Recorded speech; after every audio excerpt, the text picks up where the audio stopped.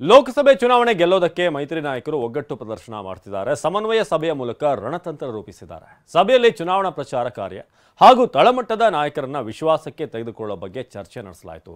ಬಿಜೆಪಿಯಲ್ಲಿ ಇನ್ನೂ ಕೂಡ ಬಂಡಾಯದ ಬೆಂಕಿ ಆರಿಲ್ಲ. ಈ ಬಗ್ಗೆ ರಿಪೋರ್ಟ್ ಇದೆ, ಬನ್ನಿ ನೋಡೋಣ.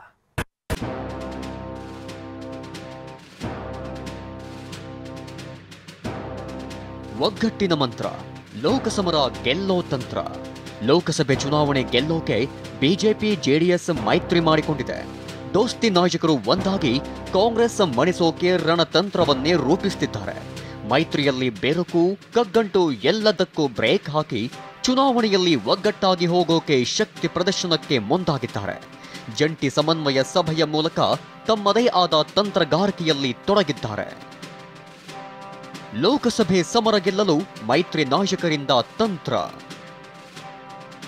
ಬೆಂಗಳೂರಿನಲ್ಲಿ ಬಿಜೆಪಿ ಜೆಡಿಎಸ್ ಜಂಟಿ ಸಮನ್ವಯ ಸಭೆ.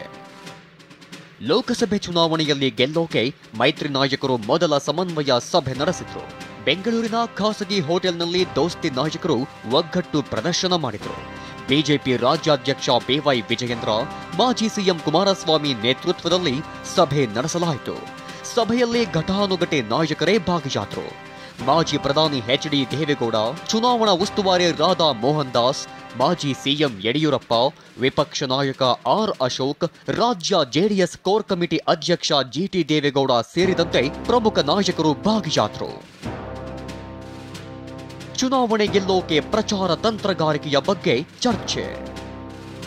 ದೋಸ್ತಿ ಸಮನ್ವಯ ಸಭೆಯಲ್ಲೇ ಚುನಾವಣಾ ಪ್ರಚಾರ ಕಾರ್ಯ ಹಾಗೂ ತಳಮಟ್ಟದ ನಾಯಕರನ್ನ ವಿಶ್ವಾಸಕ್ಕೆ ತೆಗೆದುಕೊಳ್ಳುವ ಬಗ್ಗೆ ಚರ್ಚೆ ನಡೆಸಲಾಯಿತು. ಹಾಗಾದ್ರೆ ಏನೇನು ಚರ್ಚೆ ಮಾಡಲಾಯಿತು ಅಂತ ನೋಡೋದಾದ್ರೆ, ಕಾಂಗ್ರೆಸ್ ಜೊತೆ ಜೆಡಿಎಸ್ ಮೈತ್ರಿಯಲ್ಲಿ ನಡೆದ ತಪ್ಪುಗಳು ಮರುಕಳಿಸದಂತೆ ಎಚ್ಚರಿಕೆ ವಹಿಸುವ ಬಗ್ಗೆ ಸಭೆಯಲ್ಲಿ ಚರ್ಚಿಸಲಾಯಿತು.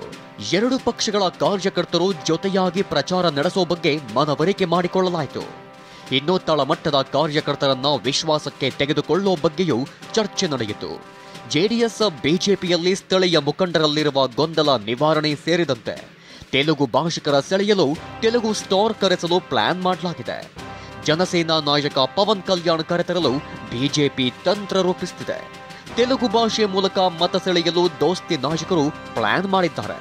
ಬೆಂಗಳೂರಿನ ಹಲವು ಕ್ಷೇತ್ರಗಳನ್ನ ಟಾರ್ಗೆಟ್ ಮಾಡಿ ಪ್ರಚಾರಕ್ಕೆ ಪ್ಲಾನ್ ಮಾಡಿದ್ದಾರೆ. ಇವತ್ತು ಈ ಮೈತ್ರಿ ಇವತ್ತು ಹೊಂದಾಣಿಕೆ ಏನಿದೆ ಇದು ಭದ್ರವಾಗಿ ಇವತ್ತು ಈ ಚುನಾವಣೆಯಲ್ಲಿ ಒಂದು ಬುನಾದಿಯನ್ನು ಹಾಕಿದೆ. ಮುಂದಿನ ದಿನಗಳಲ್ಲಿ ರಾಜ್ಯದಲ್ಲಿ ಕಾಂಗ್ರೆಸ್ಸು ಸಂಪೂರ್ಣವಾಗಿ ರಾಜ್ಯದಿಂದ ಮರೆಯಾಗತಕ್ಕಂಥ ದಿನ ದೂರ ಇಲ್ಲ. ಸಕ್ಕರೆ ನಾಡು ಮಂಡ್ಯದಲ್ಲಿ ಅಸಲಿ ಪಾಲಿಟಿಕ್ಸ್ ಶುರು. ಮಂಡ್ಯದಿಂದ ಮಾಜಿ ಸಿಎಂ ಕುಮಾರಸ್ವಾಮಿ ಸ್ಪರ್ಧೆಯಿಂದ ಅಸಲಿ ಪಾಲಿಟಿಕ್ಸ್ ಶುರುವಾಗಿದೆ. ಹೆಸರಿಗಷ್ಟೇ ಕುಮಾರಸ್ವಾಮಿ ಹಾಗೂ ಸ್ಟಾರ್ ಚಂದ್ರು ಸ್ಪರ್ಧೆ ಇರೋದು. ಅಸಲಿಗೆ ಕುಮಾರಸ್ವಾಮಿ ಚಲವರಾಯಸ್ವಾಮಿ ಮಧ್ಯೆ ಫೈಟ್ ನಡೆಯುತ್ತಿದೆ. ಸಚಿವ ಚಲವರಾಯಸ್ವಾಮಿ ಓಟಕ್ಕೆ ಬ್ರೇಕ್ ಹಾಕುವ ಮೂಲಕ ಕಾಂಗ್ರೆಸ್ ಸೋಲಿಸೋಕೆ ಎಚ್ಡಿಕೆ ಪ್ಲಾನ್ ಮಾಡಿದ್ದಾರೆ.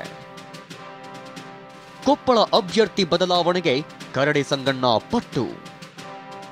ಬೆಂಗಳೂರಿನಲ್ಲಿ ಸಮನ್ವಯ ಸಭೆ ನಡೆಸಿ ಹೊಂದಾಣಿಕೆ ಮಂತ್ರ ಪಠಿಸಿದ್ರೆ, ಇತ್ತ ಕೊಪ್ಪಳದಲ್ಲಿ ಸಂಗಣ್ಣ ಕರಡಿ ಕೋಪ ಕಡಿಮೆಯಾಗಿಲ್ಲ. ಕೊಪ್ಪಳ ಅಭ್ಯರ್ಥಿ ಬದಲಾವಣೆಗೆ ಸಂಗಣ್ಣ ಕರಡಿ ಪಟ್ಟು ಹಿಡಿದಿದ್ದಾರೆ.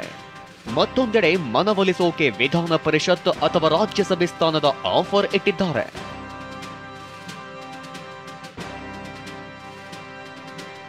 ರಾಯಚೂರು ಬಿಜೆಪಿಯಲ್ಲಿ ತಣ್ಣಗಾಗದ ಬಂಡಾಯದ ಬೆಂಕಿ. ರಾಯಚೂರು ಬಿಜೆಪಿಯಲ್ಲಿ ಬಂಡಾಯದ ಬೆಂಕಿ ಭುಗಿಲೆದ್ದಿದೆ. ಬಿಜೆಪಿ ಟಿಕೆಟ್ ಕೈ ತಪ್ಪಿದ್ದಕ್ಕೆ ಬಿವಿ ನಾಯಕ್ ಮತ್ತು ತಿಪ್ಪರಾಜು ಜೊತೆಗಿನ ಸಂಧಾನ ವಿಫಲವಾಗಿದೆ. ಮಾಜಿ ಶಾಸಕ ತಿಪ್ಪರಾಜು ಆಕ್ರೋಶ ವ್ಯಕ್ತಪಡಿಸಿದ್ದಾರೆ.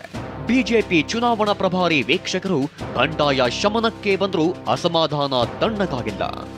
ಟಿಕೆಟ್ ತಪ್ಪಿದೆ ಅಂತಕ್ಕಂಥ ಆಕ್ರೋಶ ಇದೆ, ಆದರೆ ಬಂಡಾಯ ಅಂತಕ್ಕಂಥದ್ದು ಯಾವುದಿಲ್ಲ. ಇಬ್ಬರು ನಾಯಕರ ಜೋಡಿ ನಾನು ಮಾತನಾಡಿದ್ದೇನೆ. ಖಂಡಿತವಾಗಿ ಭಾರತೀಯ ಜನತಾ ಪಕ್ಷದ ಪರವಾಗಿ ಅವರಿದ್ದಾರೆ.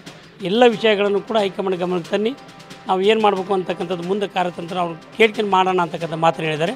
ಖಂಡಿತವಾಗಿ ಈಗಾಗಲೇ ಅವ್ರನ್ನ ಅವ್ರ ಜೋಡಿ ಮಾತನಾಡಿದ ಹಾಗೆ ಎಲ್ಲರೂ ಸೇರಿ ಪಕ್ಷವನ್ನು ಮುನ್ನಡೆಸಕ್ಕಂಥ ಕೆಲಸ ಏನು ಮಾಡಬೇಕು ಅದು ಮಾಡ್ತೇವೆ. ಚಿತ್ರದುರ್ಗದಲ್ಲಿ ಎಂ ಚಂದ್ರಪ್ಪ ಪುತ್ರ ರಘುಚಂದನ್ಗೆ ಟಿಕೆಟ್ ತಪ್ಪಿದ್ದಕ್ಕೆ ಬಿಜೆಪಿ ವಿರುದ್ಧ ಸಮರ ಸಾರಿದ್ದಾರೆ. ಬಿಜೆಪಿ ಸ್ವಾಭಿಮಾನಿ ಕಾರ್ಯಕರ್ತರ ಸಭೆಗೆ ಮುಂದಾಗಿದ್ದಾರೆ. ದಾವಣಗೆರೆಯಲ್ಲಿನ ಬಿಜೆಪಿ ಭಿನ್ನಮತ ಶಮನಕ್ಕೆ ಅಸಮಾಧಾನಿತ ನಾಯಕರಿಗೆ ಚುನಾವಣೆ ಜವಾಬ್ದಾರಿ ನೀಡಲಾಗಿದೆ. ರೇಣುಕಾಚಾರ್ಯಗೆ ಚುನಾವಣಾ ಸಂಚಾಲಕನ ಪಟ್ಟ ನೀಡಲಾಗಿದೆ. ಇತ್ತ ವಿಜಯಪುರದಲ್ಲಿ ರಮೇಶ್ ಜಿಗಜಿಣಗಿಗೆ ಟಿಕೆಟ್ ಘೋಷಣೆ ಬಳಿಕ ಶಾಸಕ ಯತ್ನಾಳ್ ಎಲ್ಲೂ ಬಹಿರಂಗವಾಗಿ ಕಾಣಿಸಿಕೊಳ್ಳುತ್ತಿಲ್ಲ. ಚುನಾವಣಾ ಪ್ರಚಾರದಿಂದ ದೂರ ಉಳಿದಿದ್ದಾರೆ. ಗೋವುಗಳ ಸೇವೆಯಲ್ಲಿರೋ ವಿಡಿಯೋ ಪೋಸ್ಟ್ ಮಾಡಿದ್ದಾರೆ. ಒಟ್ಟಾರೆಯಾಗಿ ಒಂದು ಕಡೆ ಮೈತ್ರಿ ನಾಯಕರ ಸಮನ್ವಯ ಸಭೆಯ ಮೂಲಕ ಒಗ್ಗಟ್ಟು ಪ್ರದರ್ಶಿಸಿದ್ರೆ, ಇತ್ತ ಬಿಜೆಪಿಯಲ್ಲಿನ ಬಂಡಾಯ ಶಮನಕ್ಕೆ ಸರ್ಕಸ್ ನಡೆಯುತ್ತಿದೆ.